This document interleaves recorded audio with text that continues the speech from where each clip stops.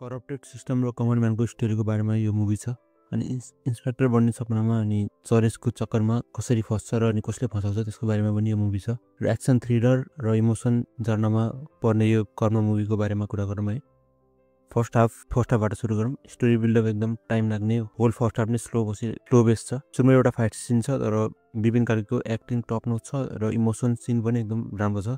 अनि द्वन्द्वकालीनको बारेमा हल्का ग्लिम्स पनि दिइरहेको छ। एउटा क्यामियो छ, त्यो क्यामियोसँग होल क्यामियोवाला क्यारेक्टरसँग होल मुभी नै अगाडि बढ्छ र नेपालको पोलिटिक्स र अनि करेन्ट सिचुएसनको बारेमा पनि देखाउन खोज्छ यो मुभीले। दिव्यदेव र विपिन कार्कीको जुन त्यो एउटा फेस अफ छ फर्स्ट हाफमा, त्यो चाहिँ एकदम राम्रो लाग्यो मलाई। फुल गुजबम्सवाला थियो। मुकुन विशालको नेचुरल एक्टिङ पनि खतरा थियो, तर फर्स्ट हाफमा त्यो एउटा गीत आउँछ त्यो खासै इम्पोर्टेन्ट थिएन। डायलग्सहरू लामो र अनि खासै इम्पोर्टेन्ट पनि लागेन मलाई चाहिँ।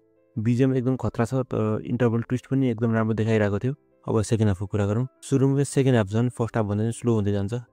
हल्का हल्का डिटेल्सहरू बढाउँदै जान्छ र अनि सस्पेन्स नि हल्का हल्का छोड्दै बढाउँदै जान्छ। इमोसनल सिनहरू अलिक बढी छ र त्यो एकदम बोरिङ पनि लाग्न थाल्छ। एकदम सिरियल जस्तो लिङ आइरहेको हुन्छ र फर्स्ट हाफ भन्दा सेकेन्ड हाफ एकदम बोरिङ र टाइम पास सिनहरू धेरै राखेको छ। सेकेन्ड हाफमा झन् एकदम बोरिङ सिन छ अनि सङहरू पनि एकदम बेकारमा आएको किन आएको जस्तो लागिरहेको थियो।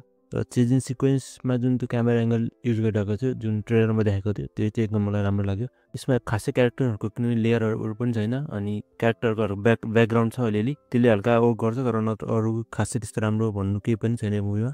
क्यारेक्टर ट्विस्टहरू चाहिँ बेला बेलामा अलिअलि आइरहेको हुन्छ, त्यो चाहिँ अलिअलि हेर्न लायक छ। भिलेन र हिरोको त्यो फाइट सिक्वेन्सहरू अलि लास्टमा आएर मजा आउँछ। त्यही पनि भिलेनलाई एकदम पावरफुल देखाइरहेको छ र अनि हिरोलाई एकदम पावरलेस देखाइरहेको छ, तर लास्टमा आउँदाखेरि ठ्याक्कै भाइस भर्सा आफै भइदिन्छ। कसरी हुन्छ त्यो थाहा नै हुँदैन। हल्का भोइलेन्स छ, खासै हेर्नु पर्ने खालको मुभी चाहिँ यो होइन। सबै सिनहरू र ट्रान्जेक्सनहरू जुन छ तिनीहरू एक आपससँग एउटा पनि कनेक्ट हुँदैन।